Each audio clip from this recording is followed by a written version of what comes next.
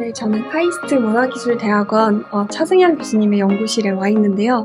공간 메타버스를 연구하는 교수님이신 만큼 뭔가 연구실이 어떻게 생겼을지가 많이 궁금하네요. 저희 그럼 빨리 가볼까요?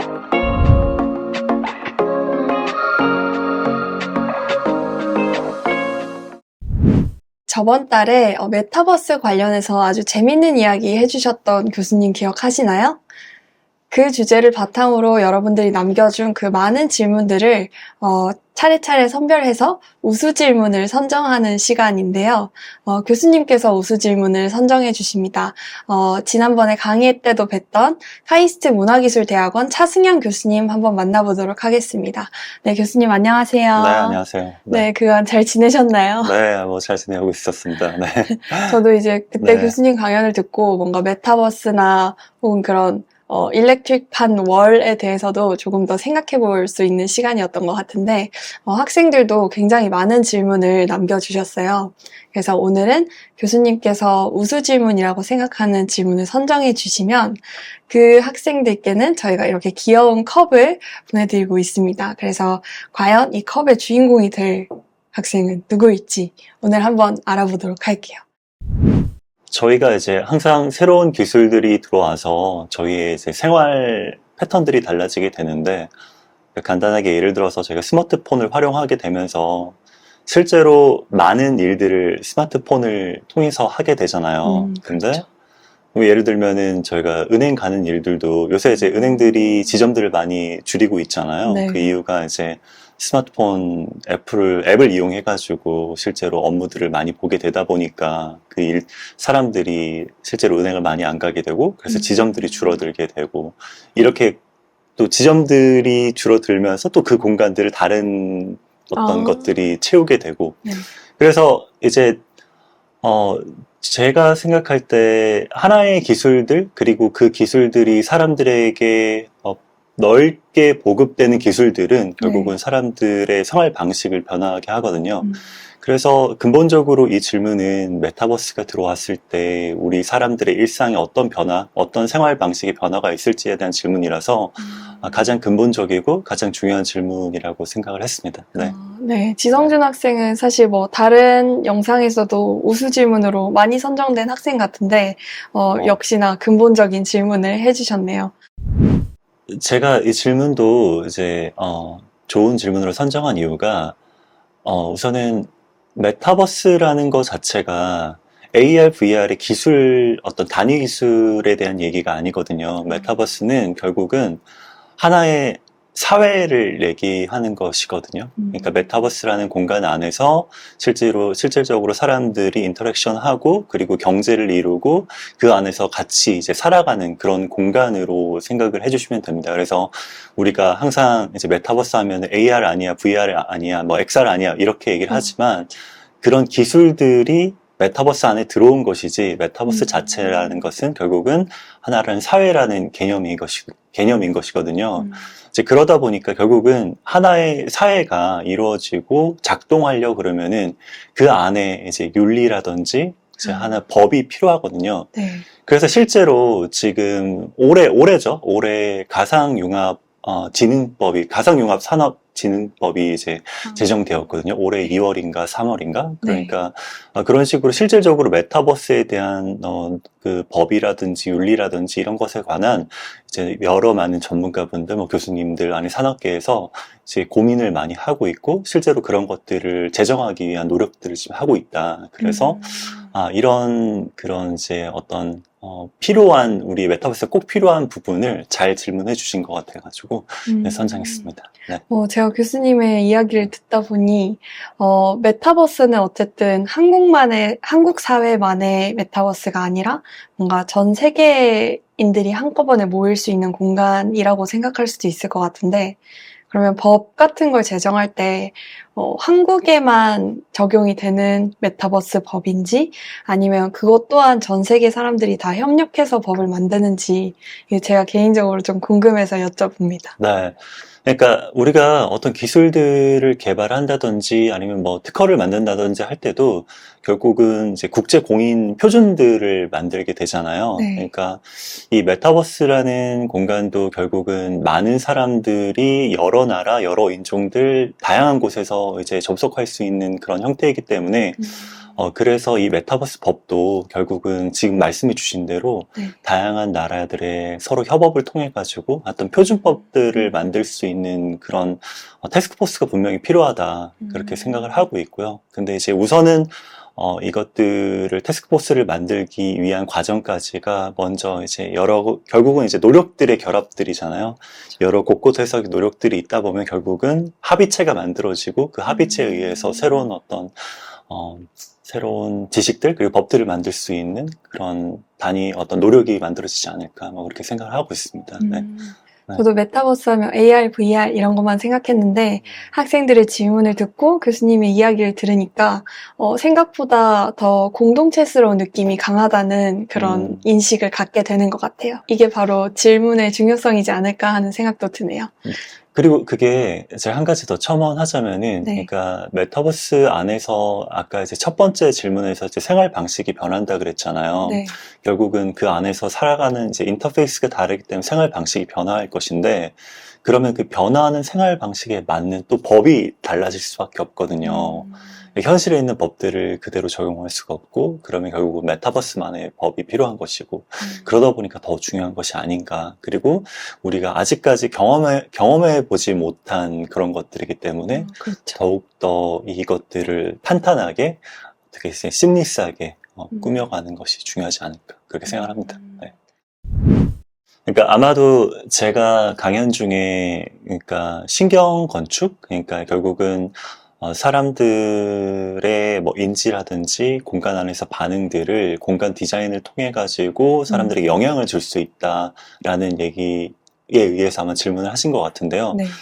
근데 실질적으로 조작 유도라는 뭐 단어까지 활용할 수 있을진 모르겠지만 기본적으로는 우리가 공간을 통해서 사람들에게 좋은 감정을 만들어 주고자 노력을 하거든요. 그러니까 근데 이제 그런 감정들이라는 것이 결국은 사람들이 좋아하는 것 그리고 사람들이 좋게 느끼는 것 이런 것들을 디자인적으로 우리에게 어떻게 제공할 수 있을지에 대한 고민들을 건축가들, 디자이너들은 정말 많이 하게 되거든요. 그러니까 그래서 뭐 조명들도 바꾸게 되는 것이 제 방도 이제 노란색 조명이지만 이렇게 사람들이 좋아하는 것들을 줄 수 있는 것 그런 것에 의해서 사람들이 더 만족스럽게 공간 안에서 더 만족스러운 감각을 느낄 수 있다 그런다면 더욱더 좋을 텐데요. 네. 근데 이제 그래서 이제 제가 이제 말을 했던 것 중에 하나가 이제 디스플레이 월드들이 이제 우리의 공간들의 더 큰 영역을 차지하게 된다 그런다면은 결국은 사람들이 더 좋아하는 공간들 그리고 예를 들어서 내가 어떤 활동을 할 때 그 활동에 맞는 이런 공간들을 제공할 수 있다라는 것이죠. 그래서 저 명상을 한다 그러면은 어떤 숲속에서 명상을 하고 싶을 때 이런 디스플레이 월드를 통해 가지고 숲의 환경들을 만들어주고 그래서 사람들이 명상을 더 잘할 수 있게끔 단순히 우리가 이제 그 방에서 명상하는 것보다 어떤 숲 공간에 있는 것처럼 느끼게 하는 그런 공간으로 변형되고 그런 공간 안에서 명상을 할 수 있다 그러면 더 명상을 잘 할 수 있을 것 같잖아요. 그래서 이제 그런 공간 디자인들을 분명히 공간의 어떤 반응이라든지 전환을 통해 가지고 줄 수 있다고 생각을 합니다. 네. 그러면 공간에 대한 시각적이나 청각적인 감각뿐만 아니라 후각 같은 것들도 공간 디자이너께서 조절을 하시는지가 궁금해요. 그러니까 충분히 가능한 얘기인 것이고, 근데 네. 이제 그런 것들이, 그런 후각적인 자극들이 결국 공간 디자인과 연계돼야 된다는 아직까지 이제 그 도전, 그 과제가 있는 것인데, 네. 어떤 후각들, 어떤 냄새들을 만들어 줄 것인지, 그리고 그것들이 어떻게 공간 디자인과 연계돼가지고 또 작용할 것인지에 대한 이제 연구 과제가 남아있는 것 같습니다. 그렇지만, 우리가 결국은 오감을 활용해서 공간을 느끼는 것이기 때문에 그런 자극들을 같이 결합하고 그런 자극들에 의해서 사람들에게 새로운 어떤 경험을 할 수 있게끔 하는 것이 중요하다고 또 생각하고 있습니다. 지금 그 전 질문과 또 이어지는 것 같아요, 실제로. 그러니까 결국은 우리가 어떤 공간을 느낄 때 오감을 통해서 이제 느끼게 되잖아요. 네. 그러면 이제 우리의 모든 감각이 현실과 똑같게 느끼게끔 하는 그런 가상 세계가 있다면, 실제로 쉽진 않을 것 같아요. 그러니까 우리가 실제로 이게 현실 세계인지 가상 세계인지 구분하는 것이, 그러니까 인셉션에서도 영화에서도 그렇잖아요. 네. 현실 세계와 가상 세계를 왔다 갔다 하면서 진짜 내가 현실 세계에 있는지 가상 세계에 있는지, 뭐 매트릭스도 그렇지만 그렇게 사람들에게 혼란을 줄 수 있는 상황이 될 수도 있는 것이죠. 근데 아직까지는 그런 어떤 기술까지 가기에는 아직까지 한계가 되게 많이 있고, 근데 이제 이런 것들이 우리의 기술의 한계가 언제 어떻게 극복되고 어떻게 발전해 나갈지 정말 모르잖아요. 너무 그렇죠. 빠르게 기술의 발전들이 일어나고 있기 때문에 이게 20년, 30년, 40년, 뭐 50년, 100년이 지난다면 분명히 그런 세대가 올 수도, 세계가 올 수도 있겠다, 시대가 올 수도 있겠다, 뭐 이런 생각을 하긴 합니다. 근데 아직까지는 쉽진 않지만 그래도 네. 그럼 교수님께서도 그 가능성을 조금 높은 확률로 보고 계시는 거네요? 네, 뭐 기술의 발전은 너무 빠르기 때문에 그런 세계가 분명히 올 수 있을 거라고 생각을 하고, 근데 대신에 이게 과연 어느 정도의 그러니까 오감으로 느끼더라도 인지적으로 내가 가상 세계이다라는 인지를 할 수 있단 말이죠. 근데 그게 하루가 지나고 내가 잠을 자고 일어났다고 한다 그러면 이게 현실인지 가상 세계인지 모를 수 있는 그런 그럴 수가 있으니까. 그래서 저도 무섭네요. 그런 세계가 오는 것이. 네. 네, 아마 학생들도 메타버스 이야기, 저희의 이야기를 들으면서 조금 더 이 부분에 대해 고민도 하고 어떻게 하면 발전시킬 수 있을지에 대한 생각을 또 자라나는 희망들이 또 많이 고민해질 것 같아요. 네. 네, 그러면 이제 우수 질문을 한번 선정해 보도록 하겠습니다. 카이스트 질문 다락방. 교수님께서 생각하시기에 이 부분은 정말 생각지도 못했던 부분을 집었다거나 혹은 뭐 창의성이 정말 남달랐던 질문 같은 것 중 같은 질문 중 하나를 선택해 주시면 저희가 그 학생을 우수 질문자로 선정하고 있어요. 그럼 과연 교수님께서 생각하신 우수 질문은 과연 무엇이었을까요? 네. 네. 아까 뭐 답변에서도 뭐 제가 좀 말씀을 드리긴 했지만, 네. 이렇게 뭐 이제 창의적이다, 뭐 이렇게 좀 더 어려운 질문이다라는 걸 떠나서 가장 좀 근본적인 질문을 해주신 첫 번째 질문자, 네. 공간 속에서 이제 생활 패턴이 어떻게 변화할 수 있을 것인가, 메타버스가 적용되었을 때, 그래서 가장 근본적인 질문이고 다른 모든 질문들을 이제 어떻게 보면은 기저의 역할을 하는 그런 질문이기에 그 질문으로 선택하도록 하겠습니다. 네. 네. 그러면 지성준 학생의 질문이 우수 질문으로 선정되었고, 지성준 학생처럼 여러분들도 근본적인 질문, 그리고 다른 친구들의 질문에도 여러분들 많이 답변 남겨주시면 저희가 또 우수 질문자로 선정할 수 있는 그런 영광을 드리도록 하겠습니다. 교수님께서 마지막으로 학생들에게 남기고 싶으신 말씀 있으시면 부탁드릴게요. 네. 이번에 저도 이제 거의 정말 많은 질문들 학생들이 해주셨고, 그것을 보면서 저도 많이 배우는 시간이었습니다. 이런 생각을 하고 있고, 그래서 이런 질문을 던지는구나.